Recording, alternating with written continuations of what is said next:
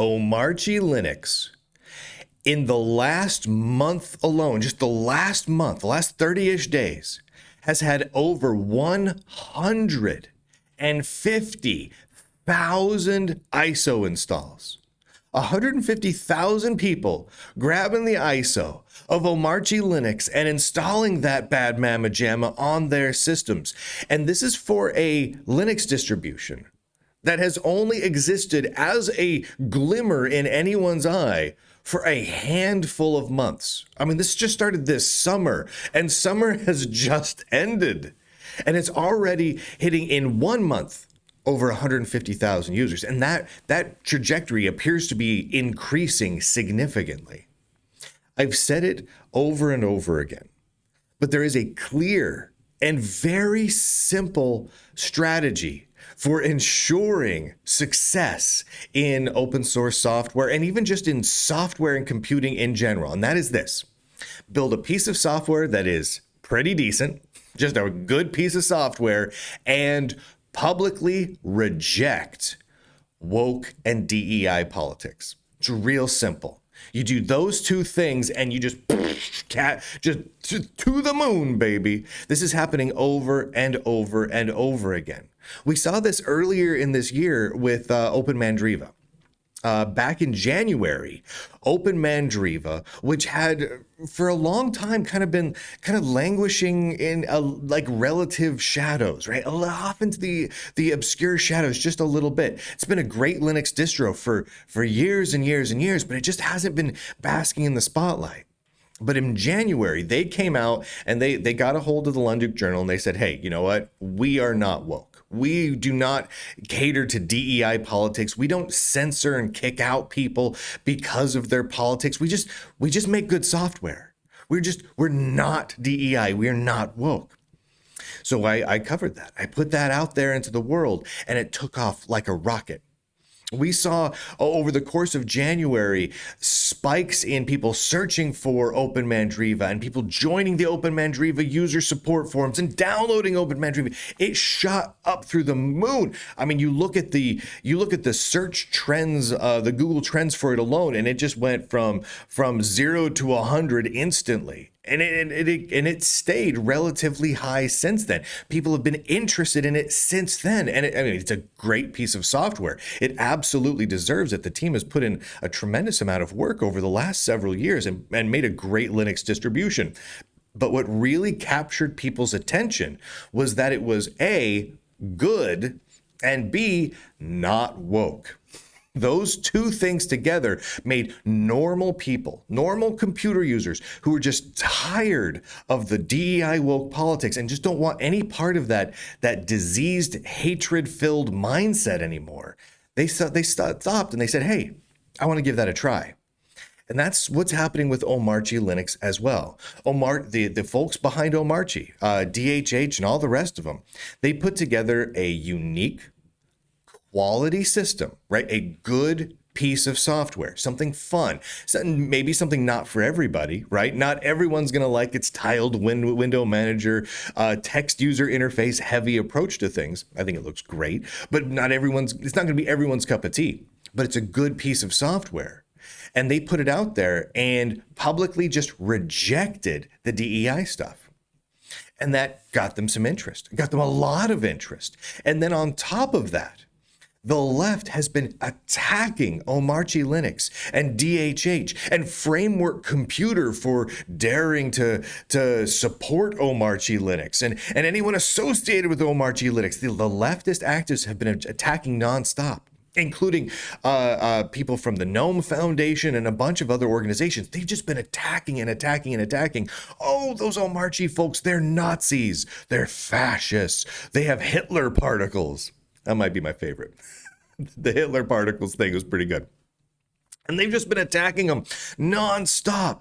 And because of that, all the normal people have been going, so if the crazy woke DEI activists, the people that hate normal people like me, also hate this Omarchy Linux thing, maybe I should give it a try. Maybe I should see what all the fuss is about. Maybe I should see why the angry woke extremist activists, the political activists, why they're so angry and upset and maybe even scared of it. I need to give this a try. And the result of that has been a constant, steady stream of Omarchy Linux advertisement. That is, you can't buy that kind of advertisement. No billboard, no Super Bowl commercial is going to get you that sort of advertisement. I mean, maybe a Super Bowl commercial, but it's still, we're talking, it's crazy, crazy the amount of positive attention that Omarchy Linux is getting, because the folks, the extremist activists at GNOME and many other projects and many individual developers, the amount of hate they have for Omarchy, right? It just floods people on in. 150,000 installs in 1 month for a project that didn't even exist a few months ago. I think they only added an ISO installer for Omarchy. What was it, like a month and a half ago, 2 months ago, something like that? I mean, that's just brand new.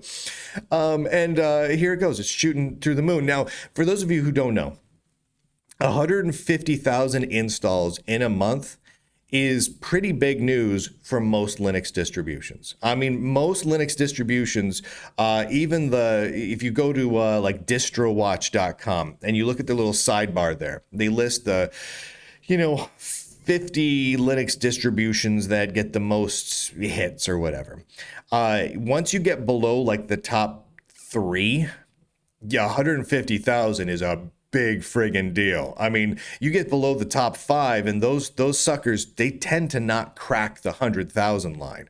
That's just the way it is. It's just the way it is. I used to be on the board of directors of a Linux distribution, a fairly big one. I've worked with a lot of these. I know their numbers. It's not that crazy big. So when Omarchy Linux comes in and plops down 150,000 in a month, heaven knows how much it's going to be this next month. Holy heavens. And a big part of it is not just that it's quality, but that it's taking a firm stance for normalcy. Just saying, hey, we don't care what your politics are. Let's just make good software together. Let's not be woke. Let's specifically reject the woke. And then the hard woke people attack Omarchy. Boom, through the roof. That's how it goes. We're seeing this over and over and over again. It's a recurring pattern. We have several case studies now. This is a clear path to extreme success within not just open source, but the broader software industry as a whole. And it should be worth noting that many of the organizations that are shouting the loudest about how Omarchy has Hitler particles and they're fascists, those systems are slowly going into the dirt. Their user base is dwindling day by day, and that's why. That is absolutely why. I'm gonna keep tabs of this. I keep watch of all the running numbers as best I can.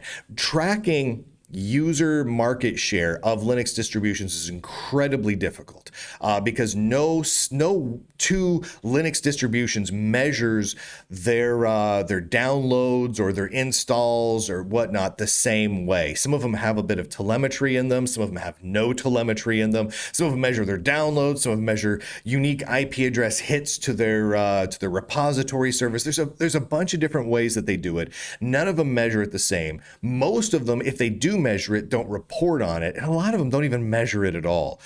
For instance, go to talk to Canonical, the parent company behind Ubuntu, and ask them if they know how many people are actually installing Ubuntu, like really right now. They will waffle and give you these big round numbers, and then when you ask them how they know that, they don't.